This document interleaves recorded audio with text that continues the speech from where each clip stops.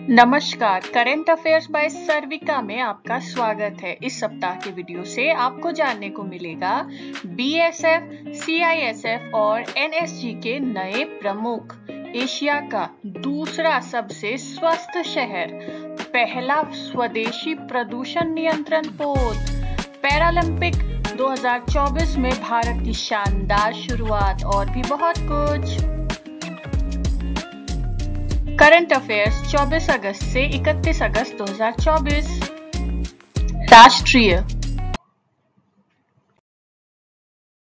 अरिहंत श्रेणी की दूसरी परमाणु पनडुब्बी आईएनएस अरिघात रक्षा मंत्री राजनाथ सिंह की उपस्थिति में विशाखापत्तनम में भारतीय नौसेना में शामिल की गई। संस्कृत में अरिघात का अर्थ है शत्रु का नाश करने वाला। पनडुब्बी का निर्माण विशाखापत्तनम में जहाज निर्माण केंद्र में किया गया है। तीसरी परमाणु पनडुब्बी आईएनएस अरिधमान के अगले साल नौसेना में शामिल होने की उम्मीद है। क्या आप जानते हैं पनडुब्बियों को विस्थापन यानी कि डिस्प्लेसमेंट द्वारा मापा जाता है क्योंकि उनकी स्थिरता आर्किमिडीज सिद्धांत से संबंधित है। पानी का यह विस्थापन एक ऊपर की ओर बल बनाता है जिसे उत्प्लावन बल कहा जाता है और गुरुत्वाकर्षण के विपरीत कार्य करता है। अरिघात की विस्थापन क्षमता 6000 टन है। यूएसएस नॉटिलस दुनिया की पहली परमाणु संचालित पनडुब्बी थी और 3 अगस्त 1958 को उत्तरी ध्रुव के जलमग्न पारगमन को पूरा करने वाली पहली पनडुब्बी बन गई। रूस की टाइफून क्लास या अकुला पनडुब्बी 48,000 टन के विस्थापन के साथ दुनिया की सबसे बड़ी पनडुब्बी है। प्रधानमंत्री नरेंद्र मोदी 3 सितंबर को 3 दिन की यात्रा पर ब्रुनेई और सिंगापुर जाएंगे। यह किसी भारतीय प्रधानमंत्री की ब्रुनेई की पहली द्विपक्षीय यात्रा होगी। अपनी यात्रा के दूसरे चरण में श्री मोदी सिंगापुर के प्रधानमंत्री लॉरेंस वोंग के निमंत्रण पर 4 सितंबर को सिंगापुर पहुंचेंगे।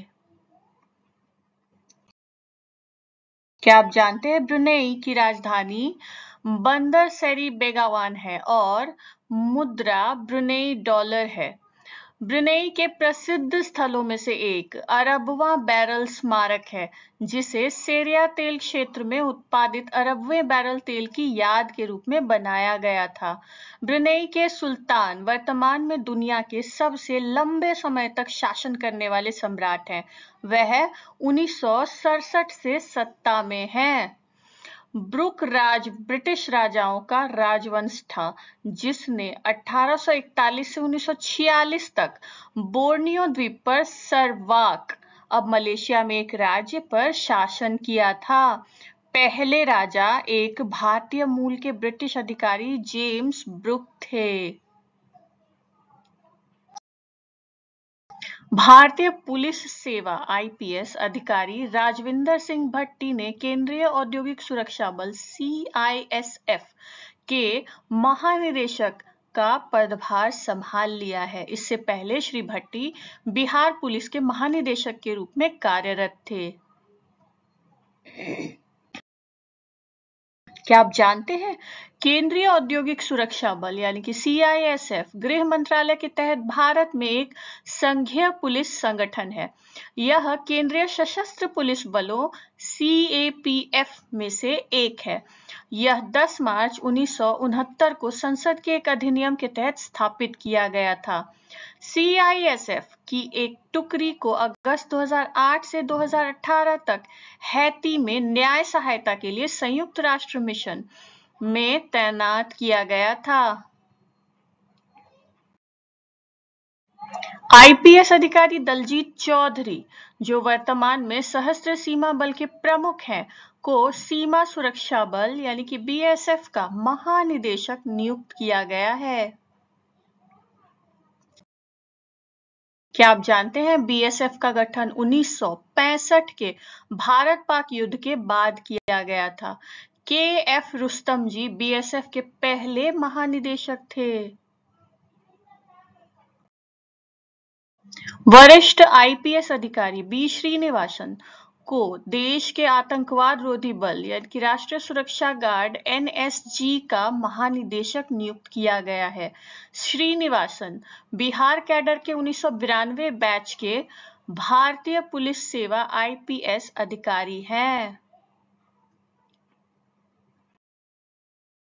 गृह मंत्रालय ने केंद्र शासित प्रदेश लद्दाख में 5 नए जिले बनाने का फैसला किया है।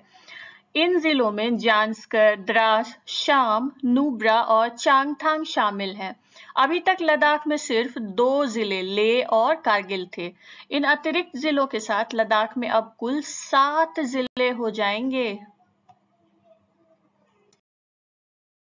मौसम विभाग ने चेतावनी जारी कर कहा है कि चक्रवात असना अगले 24 घंटे के दौरान उत्तर पश्चिम अरब सागर के ऊपर पश्चिम और उत्तर पश्चिम दिशा की ओर बढ़ सकता है।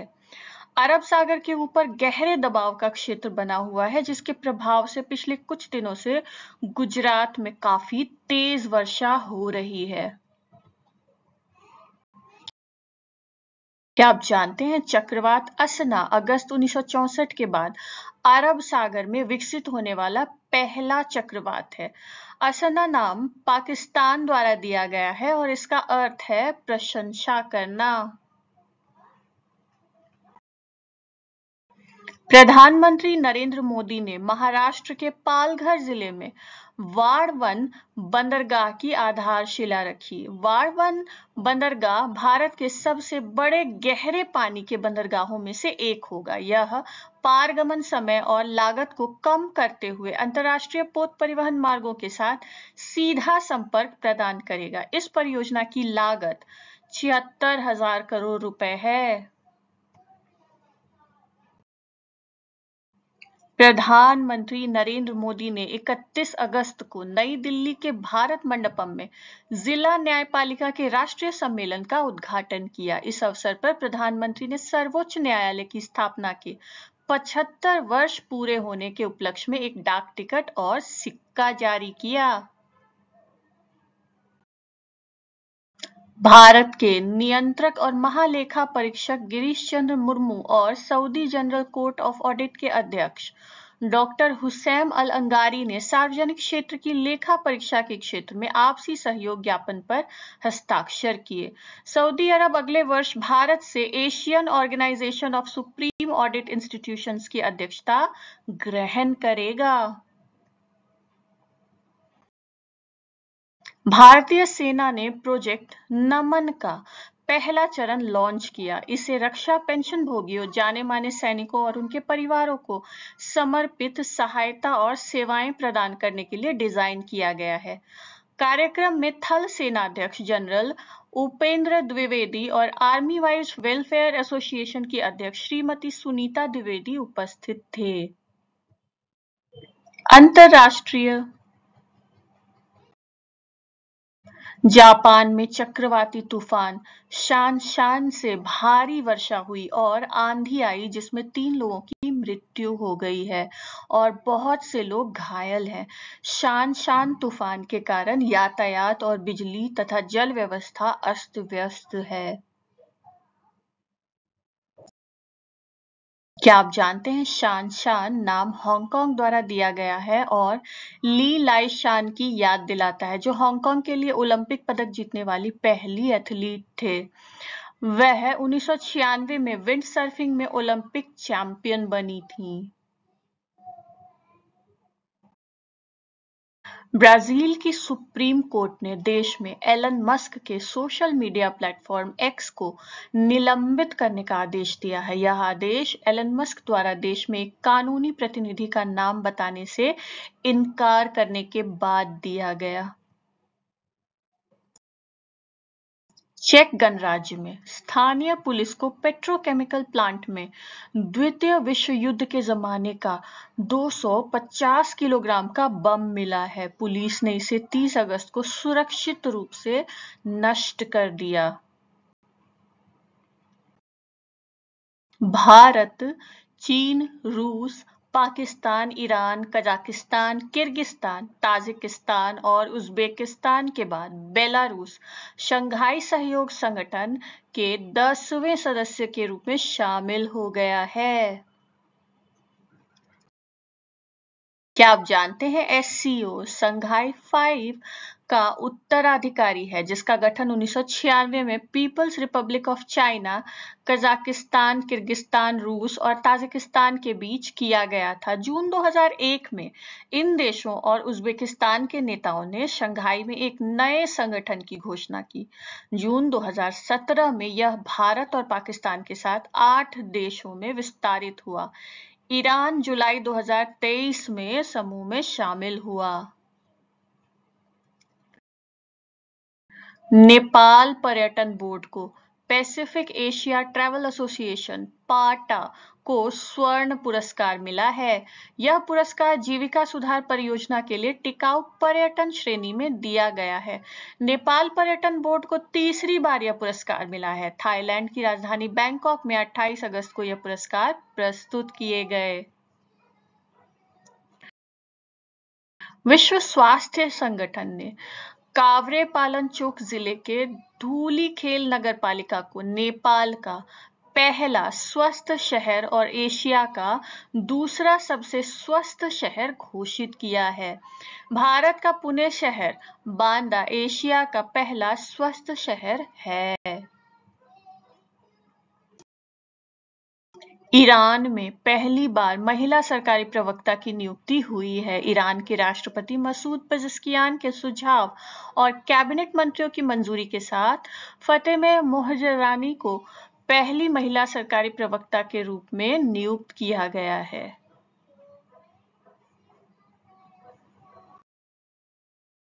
ऑस्ट्रेलिया में डिस्कनेक्ट करने का अधिकार यानी राइट टू डिस्कनेक्ट कानून लागू हो गया है, जो उन कर्मचारियों की रक्षा करता है जो अपने काम के घंटों के बाहर संपर्क या संपर्क का प्रयास करने से इनकार करते हैं। लेबनान के पूर्व प्रधानमंत्री सलीम अल होस का 94 वर्ष की आयु में निधन हो गया है। प्रधानमंत्री नजीब मिकाती ने 3 दिन के आधिकारिक शोक की घोषणा की है। अल होस 4 बार लेबनान के प्रधानमंत्री रहे। विज्ञान और प्रौद्योगिकी। गोवा शिपयार्ड ने भारतीय तटरक्षक बल के लिए पहला स्वदेशी प्रदूषण नियंत्रण पोत लॉन्च किया है। पोत का नाम समुद्र प्रताप रखा गया है। जॉन मैकफॉल भविष्य के अंतरिक्ष मिशनों के लिए यूरोपीय अंतरिक्ष एजेंसी द्वारा मंजूरी दिए जाने के बाद पहले पैरा एस्ट्रोनॉट बन गए हैं। जॉन मैकफॉल एक पूर्व पैरालंपियन हैं जिन्होंने 2008 बीजिंग पैरालंपिक में कांस्य पदक जीता था। बाजार और अर्थव्यवस्था।